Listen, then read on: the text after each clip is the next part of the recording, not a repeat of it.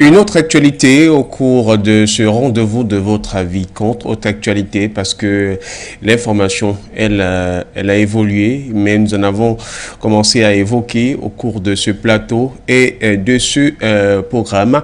Vous vous souvenez bien entendu de l'affaire d'ID49 militaire, mais également mercenaire, parce qu'arrivé illégalement en terre malienne, qui avait connu une première évolution avec notamment l'ouverture du dialogue et de la diplomatie côté malien, lorsque le président Faure avait donc commis son émissaire, le chef de la diplomatie togolaise, professeur Robert Doucet, qui s'était rendu du côté du Mali, rencontrer le colonel Assimi Goïta afin de pouvoir trouver des voies et moyens au cours de cette situation, mais également du côté de la Côte d'Ivoire. Ce qu'il faudrait également souligner, c'est que le Mali avait demandé à Abidjan tout simplement de faire un pardon pour la situation et de remettre les pendules à l'heure, ce que Abidjan avait récusé, se voyant comme descendre au bas niveau à l'échelle internationale. Cette première approche n'avait pas eu à donner grand-chose. On avait eu à évoquer qu'il pourrait avoir un second round qui devait automatiquement recourir à d'autres chefs d'État, parmi lesquels Macky Sall en tant que président en exercice de l'Union africaine, et le Sénégal aussi, pays proche de ces deux pays qui sont entre guillemets en problème, et également aussi Umaro Sissoko Embalo, le président de la Guinée-Bissau, qui porte donc l'étendard pour le moment de la CEDEAO, la communauté économique des États de l'Afrique de l'Ouest. On a cru que quelque chose pouvait sortir là, mais jusqu'à ce niveau, on n'a pas eu grand-chose. Le Togo a continué, comme toujours aux côtés du Mali, à donner de la voix. Et lorsque le ministre des Affaires étrangères du Mali et de la coopération internationale s'étaient rendus à Lomé dans le cadre de la 3e réunion du groupe suivi de travail JST Mali, c'est à ce moment donc on est arrivé aux premières conclusions qui étaient d'ailleurs très bonnes, et le professeur Robert Doucet, au cours donc d'un échange avec la presse, avait annoncé que le président Assimi Goïta a bien voulu libérer 3 des militaires détenus, en l'occurrence une femme. Il avait salué le geste humanitaire qui avait été fait par le chef d'État malien, un geste donc que le président de la République du Togo, Faure Gnassingbé Béadien, avait d'ailleurs loué aussi. Seulement, quand ces 3 femmes sont rentrées du côté de la Côte d'Ivoire, le ministre directeur du cabinet de la présidence ivoirienne avait dit qu'il y a eu certaines choses qui n'ont pas été réglées et que Abidjan devrait se positionner la prochaine fois pour respecter donc les dispositions des Nations Unies, mais également aussi celles prises par le peuple malien, ou du moins le gouvernement de la transition malienne. L'affaire continuant, toujours dans ces questions de démarche, il y a eu le cas de Pucherik Ballet du côté de la Côte d'Ivoire qui était venu prendre des informations. Elle a été arrêtée pour tentative d'atteinte à l'image de marque de la Côte d'Ivoire avec une complicité d'une puissance étrangère. Aujourd'hui, le Mali, comme quoi, elle planifiait certainement un coup d'État. Aujourd'hui, elle est donc incarcérée à la maison d'arrêt correctionnel d'Abidjan. Ce qui nous intéresse, c'est parce que au cours donc d'un échange, notamment l'émissaire du Nigeria, du côté du palais de Koulouba, il s'agit de son excellence Geoffrey Onyema, le ministre des Affaires étrangères du Nigeria, commis donc par le président Muhammadu Buhari.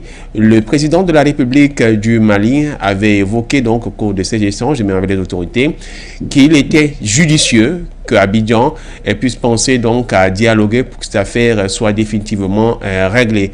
Mais aussi, il serait de bon ton qu'Abidjan pense à libérer tous ceux-là qui sont donc détenteurs d'un mandat d'arrêt international à l'endroit donc du peuple malien, qui doivent répondre de leurs actes pendant qu'Abidjan les sert d'asile politique et de protection. Une situation qui n'a pas fait mouvoir Abidjan dans un plan officiel, mais officieusement, puisque un responsable notamment du pouvoir central du côté de la Côte d'Ivoire a évoqué sur les antennes de Radio France Internationale RFI que le Mali était en train de vouloir procéder à une prise d'otage. Il était de bon temps que vous puissiez avoir une petite genèse de cette affaire pour que nous puissions en parler aujourd'hui. Libération donc désormais des 46 soldats détenus au Mali. Abidjan dénonce une prise d'otages. Quelle lecture? Voilà la thématique centrale de votre avis compte. Édition du 13 septembre 2022. Bienvenue à toutes et à tous. Votre chaîne de télévision panafricaine For You Télévision, une autre vision du monde.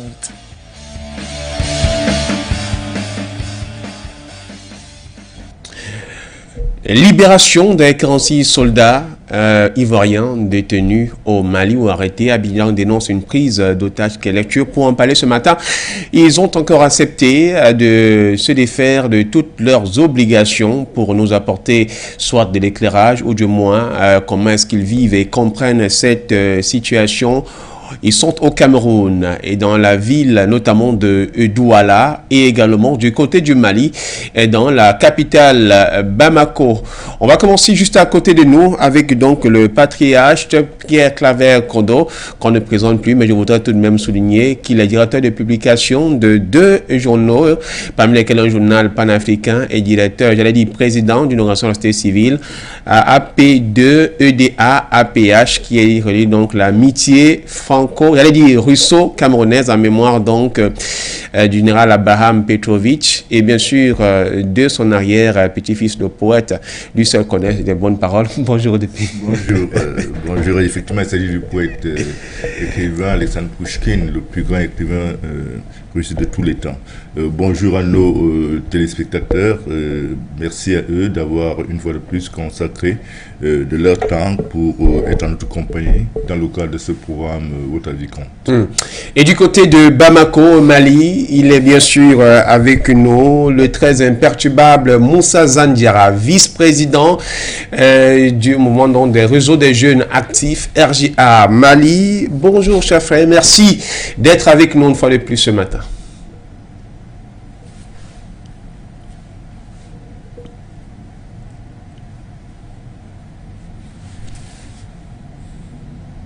Doyen qui est sur le plateau.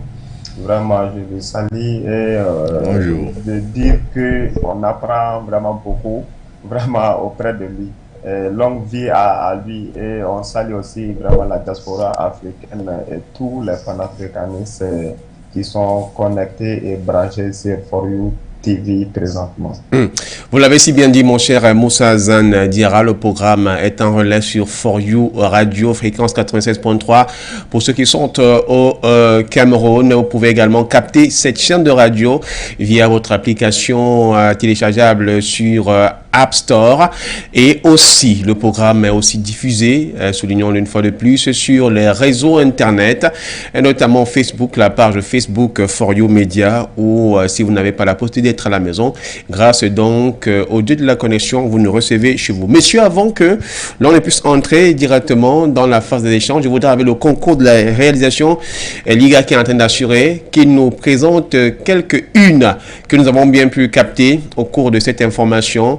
Deux nous viennent notamment de la Côte d'Ivoire avec Abidjan.net. Voilà, ça c'est une publication du 11 septembre 2022, donc l'information a été rendue publique hier 12 au cours de la revue de presse. Militaires ivoiriens détenus au Mali, Abidjan dénonce une prise d'otage. Ça c'est une première image. La deuxième avec le concours notamment toujours du cher Liga, on va rester toujours avec Abidjan.net pour parler d'une autre. On espère que cette image suivra. Voilà, militaires ivoiriens détenus au Mali, nouveau tournant dans la crise entre Bamako et Abidjan.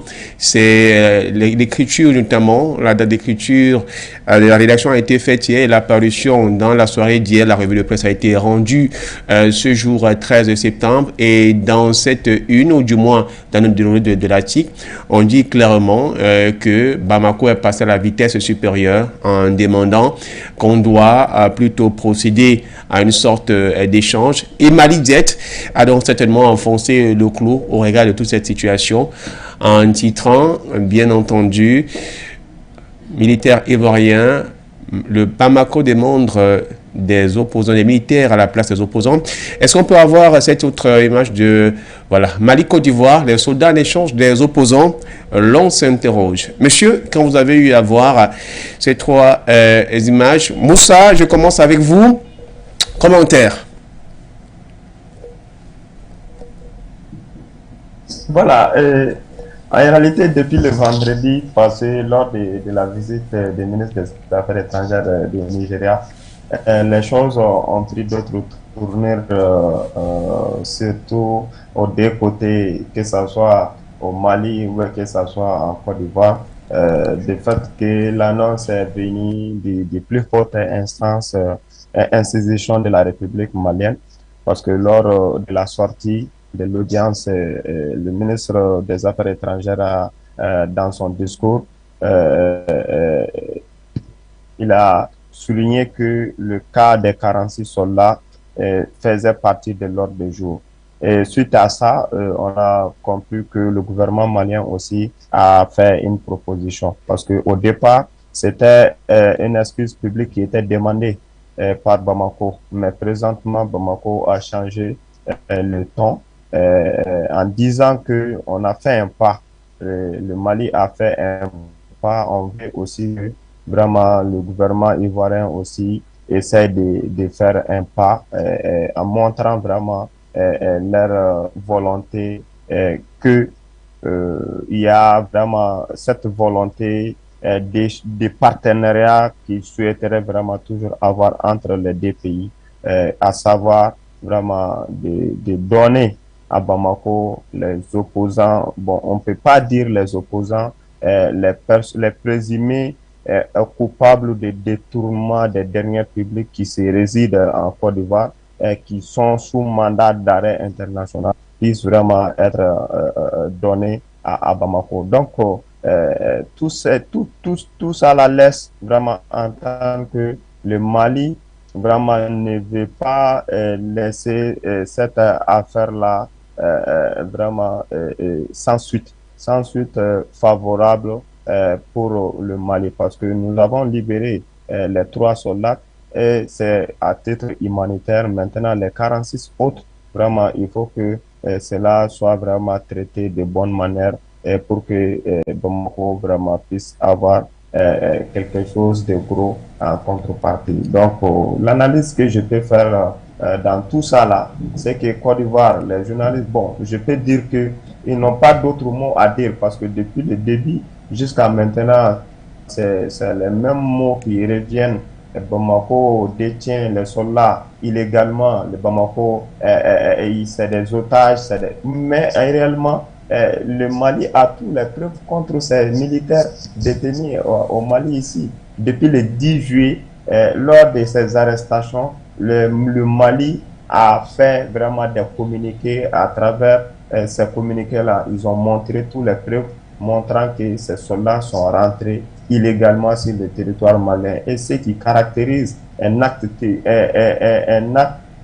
vraiment, on peut dire, de mercenariat entre la Côte d'Ivoire et le Mali, parce que qui disent des forces spéciales ivoiriennes sont rentrées illégalement avec des armes illégalement sur le territoire. Vraiment, cela est peut être caractérisé comme un acte vraiment d'atteindre à l'intégrité du territoire, et qui peut dire aussi pour préparer, c'était pas un coup d'État qui était préparé contre le Mali. Donc, comme le Mali a considéré ces soldats comme des mercenaires, les Ivoiriens ont montré tous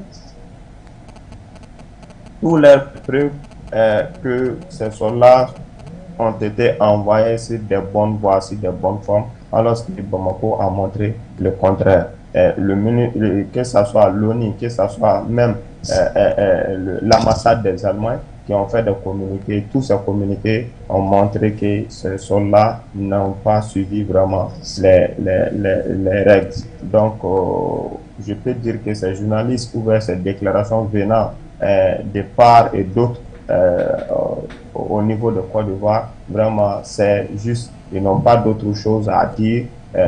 Bon, si on peut dire, si on n'a pas d'autre chose à dire, on dira vraiment des choses que les familles ou bien que le peuple ivoirien veut seulement entendre. Sinon, lors de la remise de ces 3 soldats à Lomé, le directeur du cabinet quand même a dit qu'il y a directement qu'il y a eu des manquements vraiment lors de ces différents échanges. Donc, ils ont dit aussi qu'ils vont dorénavant respecter vraiment tout ce que Bamako aussi avait proposé depuis le départ. Et lors de ce discours aussi, on a compris que la Côte d'Ivoire a fait un mea culpa. Donc, je peux comprendre que tout ce dit-là concernant l'otage, concernant les autres mots qui sont en train de lancer, c'est pour faire vraiment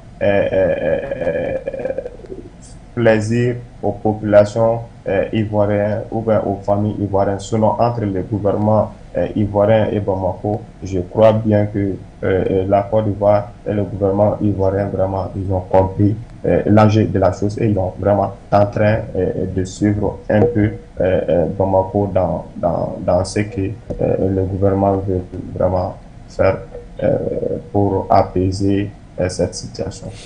Voilà, merci à vous Moussa Zandiara pour cette première prise de parole. Il était question que vous nous donnez un peu votre point de vue.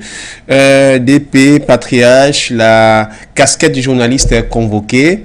On a 3 titres, un 3e titre de Mali Diet qui s'interroge finalement au regard des autres titres. On n'a pas voulu aller beaucoup plus en profondeur parce que du côté du Burkina Faso même, il y a un site d'information, Wakat Sira, qui aime aller trop même en profondeur en donnant une certaine connotation qui n'était pas bonne dans le cadre de la gestion malienne, mais on s'est résulté un peu entre Mali et Côte d'Ivoire pour prendre les 2 pays concernés.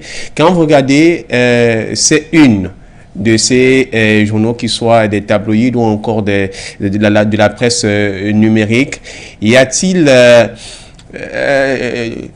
fait qui puisse davantage attirer l'attention? On est dans un ton normal de publication ou bien juste pour informer les populations, ou tout simplement derrière il y aurait peut-être un autre message comme quoi il faudrait apporter une aggravation à la situation pour le temps que le Mali prend dans une posture qui est normale en disant ok, du moment où vous voulez, on a d'abord essayé de faire preuve de concession, maintenant vous détenez quand même des gens qui veulent mettre en mal notre État, en même temps procédons tout simplement à une sorte d'échange. Est-ce que vous pouvez un peu nous permettre de comprendre? Je crois que les journalistes sont dans leur rôle selon les 2 unes qui s'affichent. Et en réalité, la crise monte en intensité. On remarque que la crise monte en intensité justement parce que d'un côté, il y a le Mali qui au départ a fait des propositions à la Côte d'Ivoire, des propositions qui ont été balayées d'un revers de la main. Et pendant ce temps, la Côte d'Ivoire est restée dans une démarche que je pourrais qualifier de fuite en avant. Donc, la Côte d'Ivoire est dans une espèce de dilatoire permanent. Ils sont passés des militaires aux otages. Les militaires ivoiriens sont devenus des otages. Ça, c'est pour jouer avec le langage juridique et se faire des sympathies au niveau de la diplomatie internationale.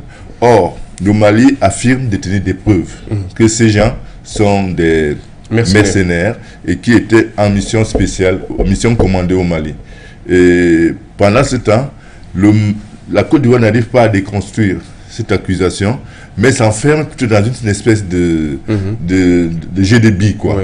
Et finalement, plus le temps passe, plus le Mali découvre qu'il peut se servir de cette opportunité pour régler également ses problèmes politiques internes. Lorsqu'aujourd'hui, on met sur la table les 3 fossoyeurs du trésor public malien qui sont protégés par Abidjan, c'est de bonne guerre. Il faut bien que qu'il y ait une contrepartie. Or, au début, ce n'était pas ça. Au début, c'était simplement présenter des excuses et puis tout allait bien se passer. Mais le côté, on a le sentiment même quelque part que le régime ivoirien est totalement la notion de négociation ou alors de conciliation est réfractaire. Le régime ivoirien est réfractaire à ces notions-là. Sinon, c'est quand ça brûle qu'ils se rendent compte que c'est déjà sérieux. Et puis je ne vois pas du tout les États maliens fléchir parce qu'ils sont dans une construction de leur souveraineté, défendre la souveraineté de leur pays. Et leur souveraineté a failli être attaquée par ces militaires ivoiriens qui qualifient de mercenaires sur la base des documents dont ils disposent. Pendant ce temps, la Côte d'Ivoire ne veut pas reconnaître les faits et préfère rentrer, comme je ne sais le dire, dans une espèce de dilatoire pour gagner en temps. Or, ici, il n'est pas question de gagner en temps, il est question de la vie des Ivoiriens qui auraient quand même pu mettre en péril aussi les vies des Maliens si jamais ce qui leur a accusé venait à se réaliser.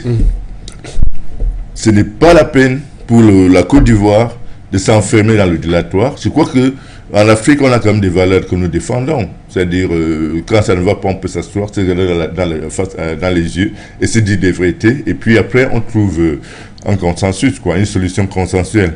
Or, on a l'impression que la partie ivoirienne préfère le bras de fer et non le mea culpa. Il suffit d'un mea culpa depuis une semaine, 2 semaines après cette histoire qu'on n'en serait pas là. Les médiations essayent de faire quelque chose, mais il est question pour le Mali d'affirmer aussi sa souveraineté et de la défendre. D'ailleurs, on a le sentiment que le Mali est plus sensible aux efforts des médiateurs qu'Abidjan. Parce qu'Abidjan certainement compte sur l'appui de la France. J'ai même peur que dans les intentions de Ouattara, qu'il commence à amasser des troupes aux frontières avec le Mali, parce qu'il a le soutien de la France. Et puis il a une mission commandée pour déstabiliser toute la sous-région. Ça, il ne faut pas l'exclure sur le plan ce genre de revirement. Parce qu'il faut bien un prétexte pour attaquer le Mali. Vous comprenez? Donc, c'est une situation qu'il faut prendre très au sérieux. Malheureusement, en pareille circonstance, les organisations sous-régionales et régionales, comme l'Union africaine, sont toutes absentes. Elles sont aux abonnés absents. Pendant ce temps, Moussa Faki va négocier avec Macron pour aller parler au nom des pays africains à New York le 20 septembre prochain. Les terrains où on les attend ne sont jamais là, ils sont dans des bêtises comme celle-là. Il y a la CEDEAO, qui également, on a le sentiment qu'elle n'est pas très impliquée dans le processus. Il y a des individus, il y a le Togo qui se bat, il y a le Nigeria qui est entré dans le Nigeria qui est entré dans la danse, mais en plus de ces deux pays-là, le Ghana, on ne voit même pas tellement le Ghana. Il ne faut même pas compter. Voilà, il ne faut même pas compter avec celui-là. Donc, c'est une situation que les deux parties ont intérêt à régler, parce qu'on ne sait jamais ce qui peut, jusqu'où ça peut aller. Aujourd'hui, le Mali est dans une logique, et c'est légitime, de construction de sa souveraineté et de reconquête de sa souveraineté. Et là, les autorités maliennes, je pense qu'elles sont prêtes à tout pour défendre leur souveraineté, la souveraineté de leur pays. Pendant ce temps, la Côte d'Ivoire a toujours joué les troubles faits dans la sous-région.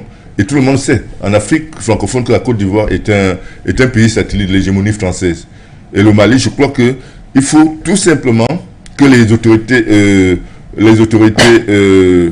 ivoiriennes descendent de leurs grands chevaux et abordent et fassent profil bas pour que cette situation et que ces 46 militaires soient enfin libérés et retrouvent leurs familles respectives. Parce que ce bras de fer va finalement conduire au raidissement des relations qui certainement va... Et là, la justice va prendre le relais. Et si la justice prend le relais, on nous a dit, on dit qu'en démocratie, la justice est un pouvoir, il y a les pouvoirs séparés. Si la justice prend le relais, ce n'est pas sûr que l'exécutif pourra encore contrôler la situation. Et s'il est établi qu'ils sont des mercenaires, tout le monde peut imaginer les peines qu'ils pourront écoper. Or, jusqu'à présent, le gouvernement ivoirien a encore une chance de faire libérer sur le plan à travers des négociations diplomatiques ses compatriotes qui laissent pourrir qui laissent au lieu de dire qu'ils sont en otage, qu'il a fait en bâtiment du côté de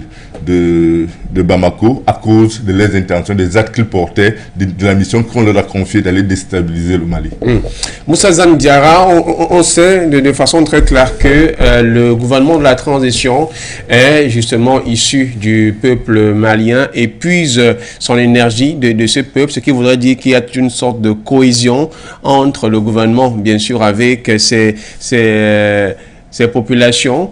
Mais à votre niveau, comment est-ce que vous avez trouvé cette attitude, notamment des autorités maliennes, quand elles ont dit que, parce que je voudrais prendre notamment les termes qui ont été évoqués par le journal, c'était Mali Diet qui avait dit, lorsque le ministre des Affaires étrangères du Nigeria est venu, en fin justement de l'audience, lorsqu'il a ouvert le chapitre des 49, arrêté du côté du Mali, le président Assimi Goïta a dit il est judicieux que la Côte d'Ivoire puisse prendre des mesures sur le plan du dialogue. On est ouvert, mais en retour tout de même, on devrait faire observer que ces derniers, pendant qu'ils pensent à la libération, ou exige la libération de leurs soldats, ils doivent aussi penser à nous envoyer les Maliens qui sont détenus chez eux, qui sont suivis pour mandat d'arrêt international et qu'Abidjan sert d'asile politique.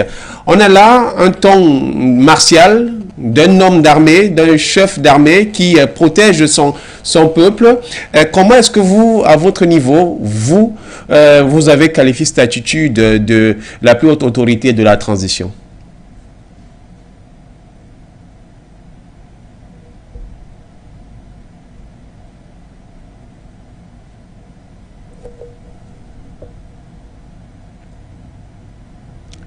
Allô, Moussa?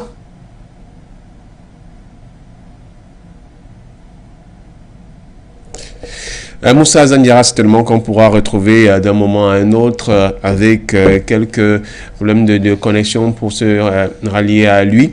Occasion tout de même pour nous de pouvoir inviter les téléspectateurs à réagir via les numéros qui sont affichés au bas de l'écran. Ils peuvent le faire, vous pouvez le faire au plus 237 693 589 668 ou encore sur Skype for You TV, et même vous pouvez le faire au plus 64 9 849 05 26 plus 237 693 549 668 Skype for You TV au plus 64 9 849 05 26. Alors Moussa, vous êtes de nouveau avec nous. J'étais en train de vous poser la question de savoir, à votre niveau, on sait que c'est toujours une marche d'union nationale, c'est toute une connexion du cordon ombilical entre le gouvernement de la transition et les populations maliennes.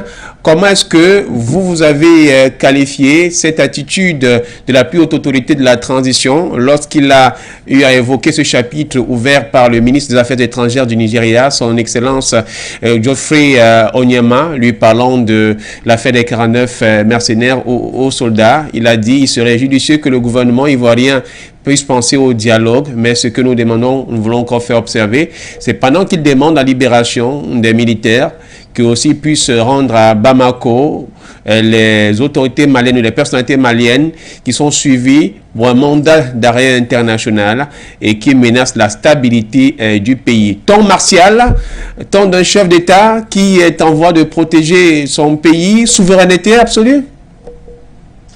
Vous savez, en réalité, nos autorités ne cessent de nous surprendre chaque jour par rapport à ces actes patriotiques et à ces actes de souveraineté qui nous montrent vraiment à longueur de journée depuis qu'ils sont venus au pouvoir au Mali. Cela nous laisse vraiment montrer que ils ne sont pas en train de gérer ces pays-là en pilotage de vie. Donc, le peuple aussi aspire et le peuple vraiment attend beaucoup d'eux. C'est quoi? C'est de nous donner vraiment tout ce que on veut pour le bonheur de ce pays qui est l'indépendance totale du Mali. Donc, Assimi est en train vraiment d'œuvrer dans ce sens. Ça fait longtemps que le Mali considère vraiment Alassane Dramane Ouattara comme le protecteur des déstabilisateurs du Mali. Si je dis bien le protecteur des déstabilisateurs, c'est en réalité tous ces gens qui ont été condamnés ou bien tous ces gens qui ont été poursuivis se sont réfugiés chez lui en Côte d'Ivoire. Et il faut retenir que vous vous rappelez que celui qui a fait une déclaration le 26 mars passé pour dire que Assimi n'est plus président, cette déclaration a été faite en Côte d'Ivoire. L'annonce là a été faite en Côte d'Ivoire.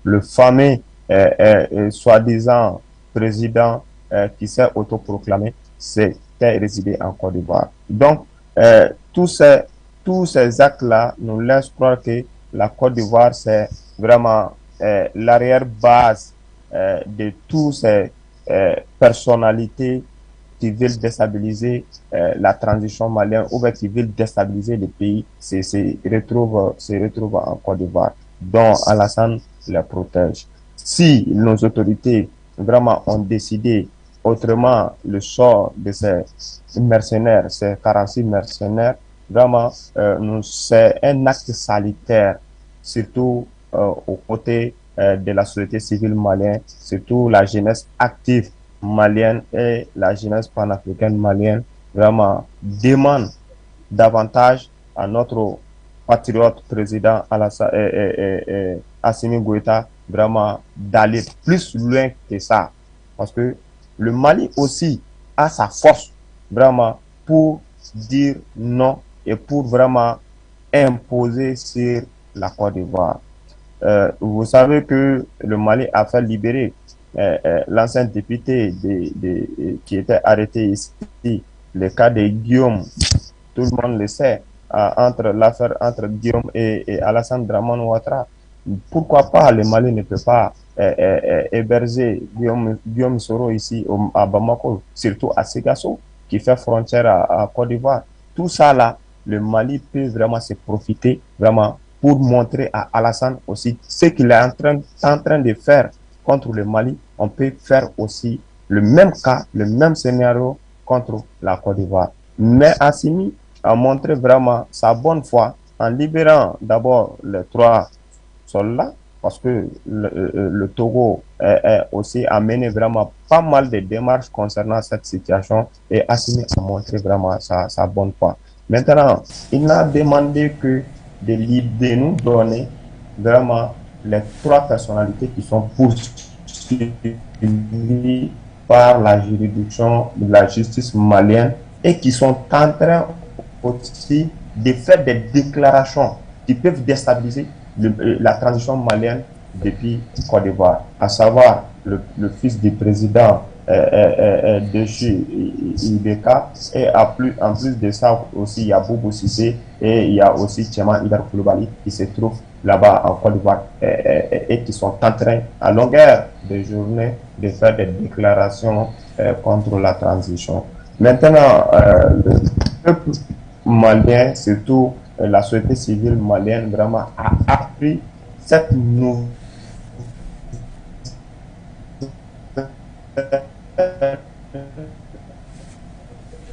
vraiment la libération vraiment et l'arrestation de ces dignitaires maliens qui se trouvent en Côte d'Ivoire, et ça peut aussi donner d'autres avantages sur le Mali concernant l'affaire de ces 49 mercenaires qui sont arrêtés au Mali ici.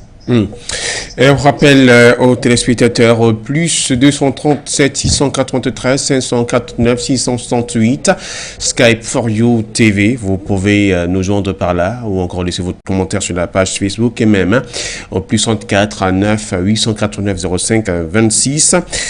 Patriarche Kondo Pierre Claver, je voudrais vous demander, il y a en fait concernant cette affaire de 49 des militaires ivoiriens détenus, mais surtout cette question de prise d'otage qui a été relayée par la presse, officiellement Abidjan ne s'est pas prononcé, mais une personnalité très proche du cercle de la sphère influente du pouvoir décisionnel de la Côte d'Ivoire au niveau donc du régime a donné son interview sur le canal du média RFI Radio France Internationale parlant de cette prise d'otage. Pourquoi je suis en train de l'évoquer?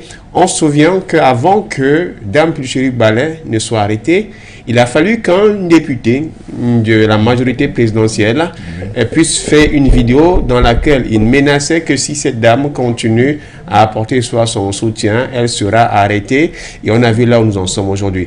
Est-ce que cette interview qui a été accordée donc sur les antennes de Radio France Internationale par cette personnalité du côté de la Côte d'Ivoire n'est pas une façon de dire, une façon officieuse d'Abidjan même de souligner dans les discussions de fond ou bien en coulisses que clairement Bamako est en train de virer vers une question d'otage? Vous savez, je disais depuis le début que malheureusement c'est dommage que Abidjan ne manifeste aucune volonté réelle d'entrer en profondeur dans une négociation avec le Mali, certainement parce qu'il y a un agenda caché qui sont en train de, que Ouattara et ses hommes sont en train de concocter contre, c'est même un complot qu'ils sont en train de concocter contre le Mali. Et lorsque vous suivez le déroulé de cette affaire, vous vous rendez quand même compte que derrière cette affaire, il y avait une mission, il y avait un agenda caché. Lorsque l'Allemagne ne reconnaît pas ses militaires, ses mercenaires, le musulman même ne les reconnaît pas, l'ONU ne les reconnaît pas, il n'y a que problème. Il n'y a que les autorités ivoiriennes qui les reconnaissent. Qu'est-ce qu'ils allaient chercher à Bamako? Et presque le lendemain de leur mise aux arrêts, il y a des attaques de Kati. Vous vous rappelez bien, il y a eu des attaques de Kati. Est-ce que ces gens, avec tous les équipements dont ils disposaient, n'allaient pas en appui dans une mission clandestine, justement pour appuyer le groupe qui était déjà sur place? Il y a toutes ces interrogations. Je crois que les autorités maliennes sont conscientes des enjeux. Et à ce titre, elles font tout puisqu'elles ont déjà tous les éléments de l'enquête. Elles font donc tout pour ne pas lâcher le lest, afin que cela ne se répète plus tard. Parce que si on les libère, parce qu'Abidjan demande qu'on les libère, Abidjan ne peut pas donner des ordres à Bamako. Tout le monde sait, Abidjan ne peut pas donner des ordres à Bamako. Je ne sais même pas s'il y a encore un pays au monde qui puisse donner des ordres de cette manière-là à Bamako, compte tenu de la volonté du peuple malien de construire sa souveraineté. Nous sommes dans un schéma malheureusement regrettable où Abidjan a trouvé une nouvelle, au lieu de parler des militaires, comme c'était le cas avant, maintenant parle des otages. Qui a pris les otages à qui? Est-ce que les forces maliennes sont allées prendre les militaires ivoiriens en otage dans un poste avancé de l'armée ivoirienne à la frontière avec le Mali? Les Ivoiriens se sont retrouvés illégalement sur le territoire malien et considérés comme des mercenaires. Ils doivent faire l'objet des poursuites judiciaires sur le plan en ce qui concerne le droit international. Et Abidjan le sait. Mais Abidjan, compte tenu de ses assurances, le moment où il s'adosse, il est au service de la France qui doit même tirer les ficelles, parce que c'est sûr que toutes les positions ivoiriennes sont dictées par des experts français dans ce conflit. Or, quand vous voyez sur le terrain, ça rejoint le même objectif. Les mêmes objectifs, c'est saboter la transition malienne. Tout ce qu'Abidjan fait vise à saboter la transition malienne. Malheureusement, ça ne peut pas facilement prospérer parce que le peuple malien est pratiquement à l'unanimité derrière son gouvernement. C'est hors la loi. Ou alors, ces gens qui sont recherchés par des mandats d'arrêt internationaux et qui sont hébergés par Abidjan. Pourquoi est-ce qu'Abidjan ne fait pas preuve de bonne foi en acceptant les rapatrier à Bamako? Or, je suis certain, ils ne seront pas, ils devront répondre de leurs actes devant la justice, mais ils ne vont pas les passer au poteau tout de suite. Donc, vous comprenez que Abidjan, en fait, est le premier ennemi de Bamako dans la sous-région Afrique de l'Ouest actuellement. Et le comportement des autorités ivoiriennes le démontre à suffire. Elles sont contre la transition et elles font tout pour saboter la transition. Cette histoire qu'ils appellent otages, les mercenaires ivoiriens qui se retrouvent du côté de Bamako, comme par hasard, quelques jours avant un coup de force mené sur la base de Kati. Il y a trop de non-dits dans cette affaire. Il y en a trop. Bref, Je pense simplement que les autorités maliennes tiennent le bon bout, ne pourront pas le lâcher tant que Abidjan ne montre pas patte blanche. Et là, ça va durer le temps que ça va durer. Mais c'est l'autorité malienne, contrairement à ce qu'Abidjan. Abidjan va changer les noms, va les qualifier d'otages, bien de je ne sais pas de quoi, et de tout ce qu'il voudra. Mais c'est les autorités maliennes qui tiennent le là, parce que c'est les autorités maliennes qui tiennent le bon bout actuellement dans cette négociation. Abidjan n'a qu'à continuer à monter ses grands chevaux, mais à terme, ils vont s'essouffler. Et si le régime ivoirien veillait sur les intérêts de ses compatriotes, je crois que ce serait l'occasion pour Ouattara de démontrer à la face de tous les Ivoiriens qu'il est un patriote, qu'il aime les Ivoiriens, en menant des négociations honnêtes et sincères vis-à-vis du pouvoir malien. Or, il est dans une logique de fuite en avant. Vous avez évoqué tout à l'heure le cas, j'avais trouvé la sortie de ce monsieur-là hystérique concernant Madame Balette. Et effectivement, elle s'est retrouvée en prison. Donc, tous les hommes politiques ivoiriens, surtout qui sont à côté de Ouattara, sont pratiquement, j'ai l'impression qu'ils font une crise d'hystérie chaque fois qu'il y a quelque chose qui se passe, soit en Côte d'Ivoire, soit hors de la Côte d'Ivoire, mais qui les concerne.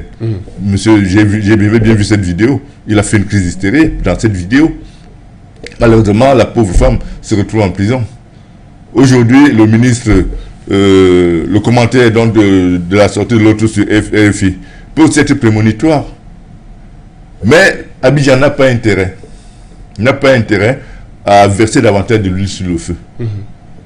Abidjan, sauf si Ouattara compte sur la France pour une opération spéciale de l'armée française à partir de son territoire contre la transition malienne. Parce que j'ai l'impression que c'est un peu le vœu. C'est ce que Ouattara est en train de rechercher. Il cherche un point de rupture et qui peut déclencher une guerre entre les deux pays. Et ça, on n'en a pas besoin en Afrique pour le moment. On n'en a même jamais eu besoin. Et là, les autorités maliennes devraient déjà commencer à prendre des dispositions parce que ça commence un peu à trop bien faire. Ouattara est dans tous les sales coups en Afrique. Ouattara est toujours en train dans tous les sales coups, partout où on sent de la pourriture. Il faut tout qu'on voit un peu on voit l'homme de Ouattara à côté.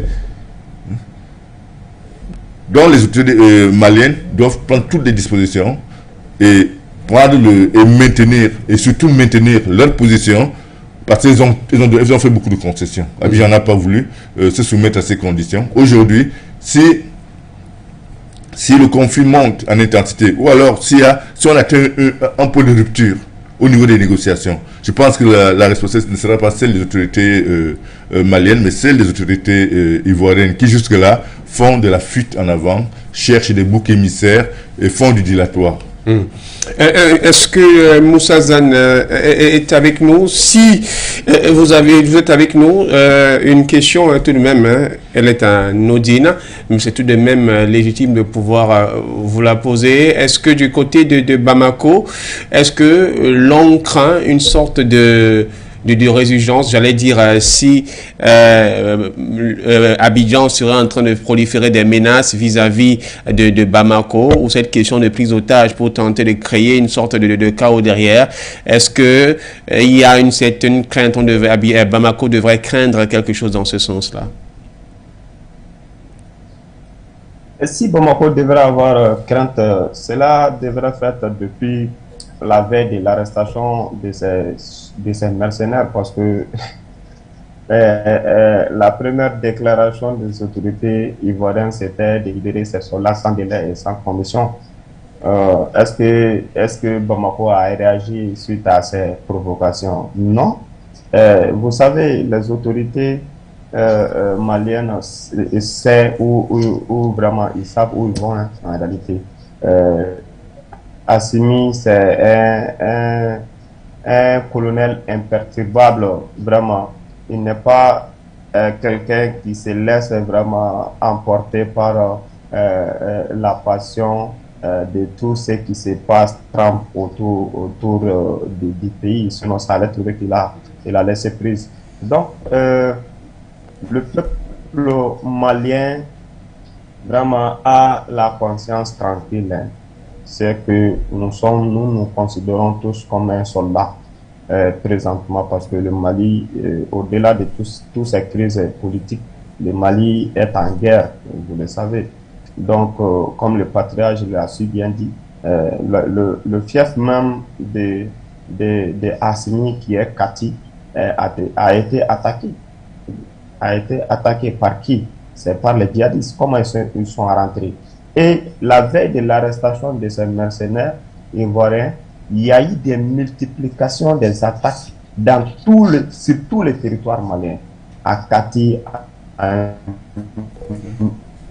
à Nara, à Sogolo, à Nyoro, jusqu'à tous les chemins, tous les indices nous montrent qu'il y avait quelque chose qui se préparait contre le régime à ce moment-là.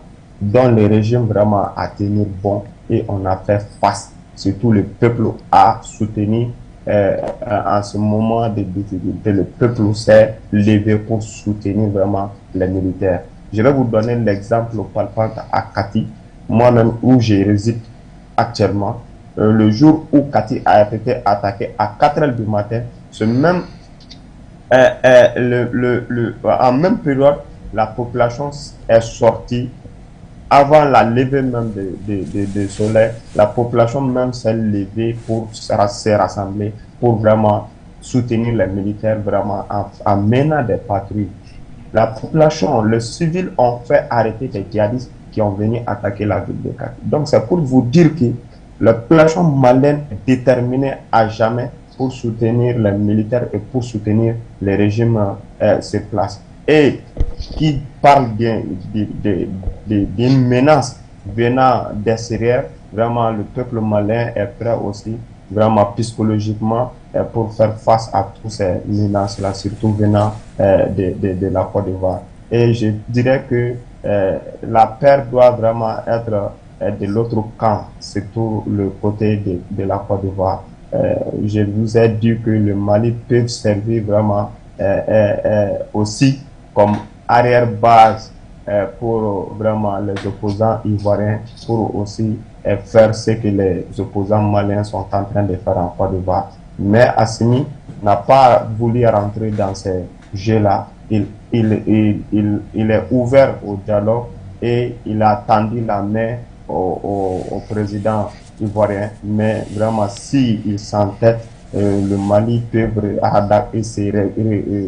radicaliser sa position concernant vraiment tout ce que la Côte d'Ivoire est en train de faire. Et de passage, je salue aussi notre maman Africa, Aïcha Kone, qui a fait sortir quand même un son vraiment pour le digne fils de l'Afrique, à Assimi Goïta. Le son vraiment a été vraiment balancé hier et on a écouté le son. Vraiment, c'est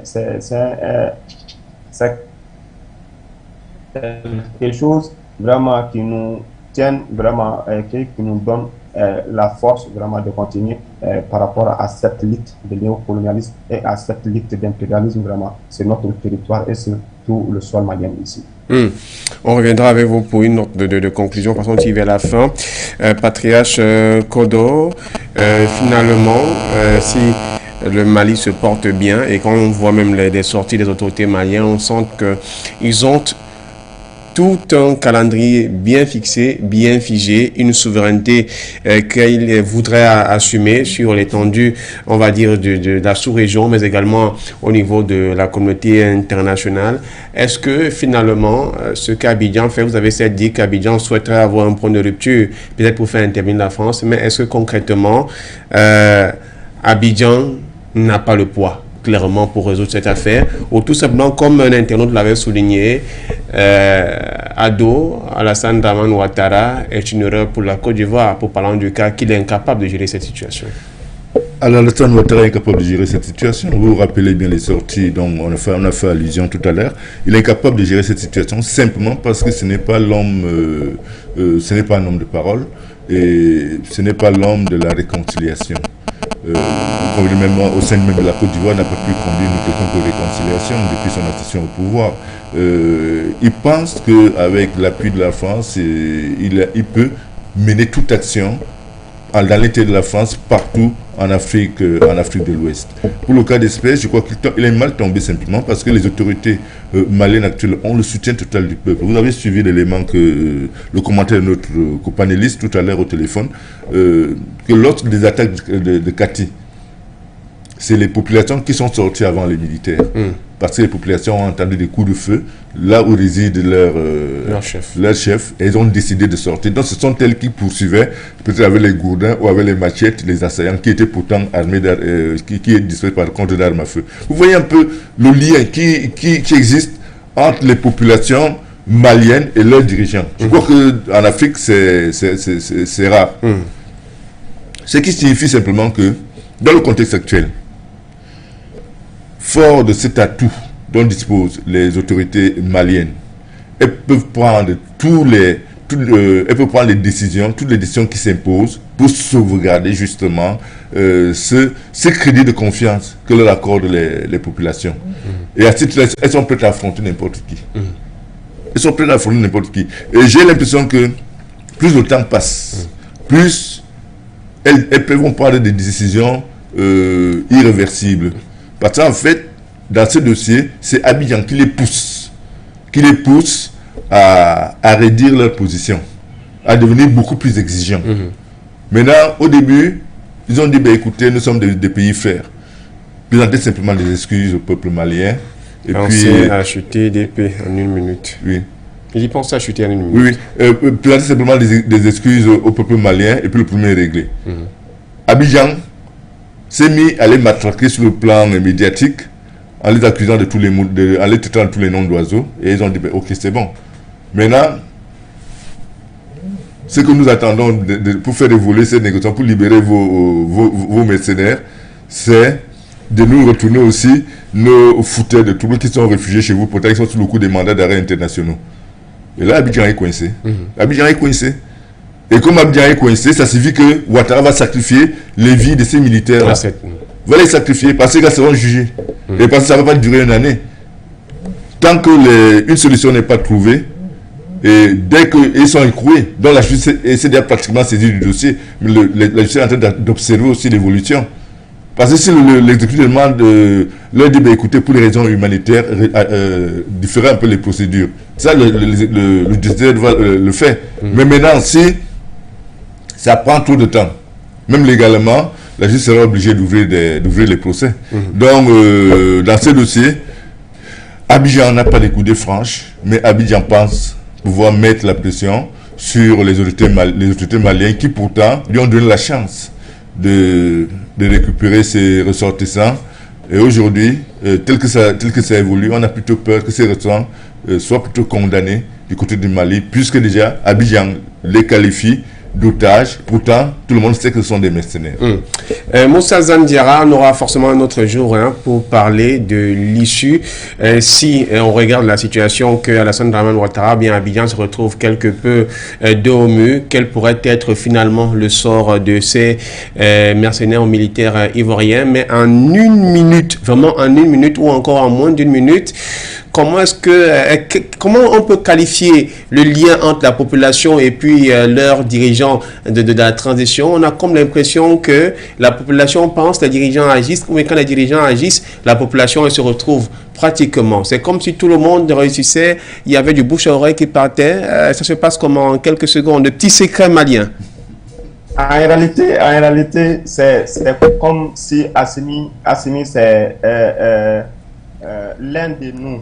C'est un président venu directement du bas peuple, quoi. C'est que il entend, il sent et il sait où on doit aller, quoi. Donc, il est vraiment parmi nous et le peuple aussi se retrouve vraiment de tout ce qu'ils sont en train de faire passer. Il faut reconnaître que le Mali avait besoin de ça et les Maliens demandaient ça depuis longtemps et on a vraiment cette personnalité qui tire maintenant vraiment le ficelle et on le suit. Voilà, merci à vous. Je vous souhaite de passer une belle matinée du côté de Bamako. Merci beaucoup. Voilà, Patriarche, merci d'avoir été des nôtres. Forcément, on aura une occasion de se retrouver. On profite de l'occasion pour vous souhaiter toutes nos condoléances parce que vous serez très pris par les obsèques de votre frère aîné. Merci beaucoup. Effectivement, merci pour les condoléances. À partir de jeudi matin, je ne serai plus dans la ville jusqu'à la fin de la semaine parce qu'effectivement, je dois enterrer mon frère aîné qui est parti. C'est la vie, quoi. C'est la vie. Ainsi va la vie, ainsi va le monde, mesdames, messieurs. Le monde bouge, l'Afrique aussi. Figurez-vous que nous aussi, votre avis compte s'achève. Au revoir. Votre chaîne de télévision panafricaine For You Télévision.